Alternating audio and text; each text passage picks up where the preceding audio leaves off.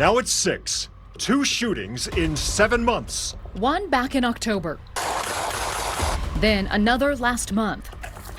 Same deputy, similar circumstances. And that all begs the question, were red flags missed? Good evening. Thanks for being with us. I'm Rob Powers. And I'm Katie Usen. So the deputy was part of the Cuyahoga County Sheriff's Downtown Safety Patrol, which has been a point of contention for the County Council.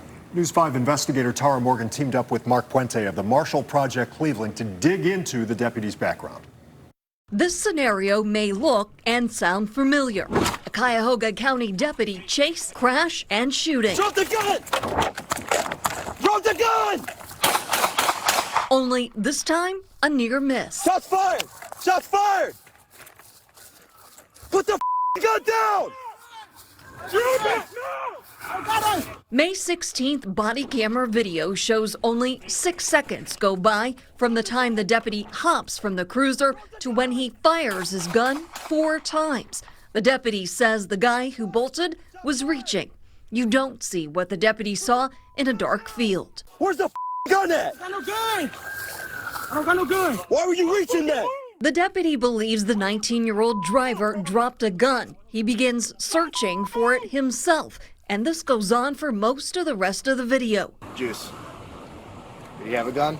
I saw a gun. Got out, reached in, saw a gun. Yeah, I thought I saw it. I mean, it was really dark. We'll get to why the search raises questions. But first, who is the deputy? We've told you about him before. Hey, stop! Isen Vajusi of the Sheriff's Downtown Safety Patrol last October. He's got a gun! Stop! Get the on the ground!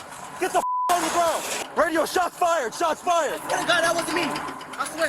Man was reaching! I swear that wasn't me! He shot Aisha Rogers' 15-year-old son after another chase within seconds of getting out of his cruiser. I saw no gun. I saw nothing silver. I did see a child running from the police, and I heard 6 gunshots. That first shooting still under investigation when the second one happened. I just am a little concerned here that this particular officer's immediate go-to is lethal force within split seconds of exiting his vehicle. Kalfani Torre is a former police officer and police use of force researcher. He reviewed body camera video in both shootings involving Vajusi. Video in both cases shows Vajusi searching the crime scenes after he fired his gun. When there is the discharging of a firearm, no officer thereafter should be involved in investigating the scene. This is a conflict of interest at this point. In May, he's back and forth in the field with a flashlight looking for a gun. Canines are out. I'm 2 minutes out. Don't walk through that area. His sergeant repeatedly telling him to take 5. I can't even find my shell cases. After the first shooting, Vajusi requested stress leave. The second, placed on administrative leave. The officer that they would be wise to either remove or send back to the academy for training, because there's going to be a situation where someone will lose their life. Vajusi was sworn in as a Cuyahoga deputy in June 2023. 2 months later, he got a spot on the Downtown Safety Patrol. It hit the road that August to help Cleveland with increased crime, including a mass shooting. It's an opportunity to be an ambassador as well as enforce the law. Since its inception, the 8-man detail claims to have confiscated nearly 300 illegal guns, made nearly 5,000 traffic stops, and more than 100 felony arrests. But how much vetting did Sheriff Harold Patel do before assigning Vajusi to this unit?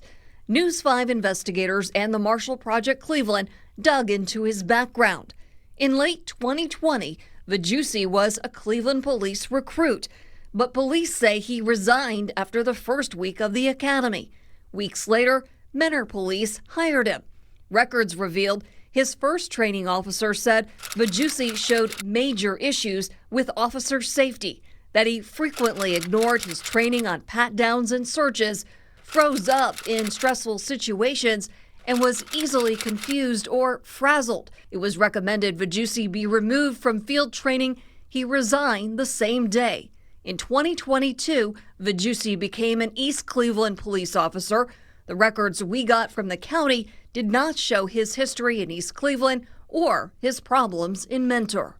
If you leave agency to agency and you fail what we call the field training part, which is important to preparing officers for their assignments, then that should be a red flag. Sheriff Patel says they do background checks and polygraph on everyone they hire. Did you know that he had issues in Mentor, didn't finish FTO training? Right now, I don't have all those details. I'm not going to get into that discussion right now. Okay. How much of a concern do you have with a deputy that has fired his gun twice in 7 months? That's any time a firearm is fired, there's concern, and we make sure that the wellness of the individual, the legality of it, and the investigation, again, it has to be complete to talk further about it. Rogers is appalled. The same deputy who shot her son shot at someone else 7 months later. There's red flags, so why aren't we looking to see if this person is really supposed to be in law enforcement? And late today, we learned Deputy Vajusi was removed from the Downtown Safety Patrol. He is back at work. He was temporarily reassigned to the electronic monitoring unit. We reached out to speak with Deputy Vajusi, but the county would not make him available. I'm News 5 investigator Tara Morgan.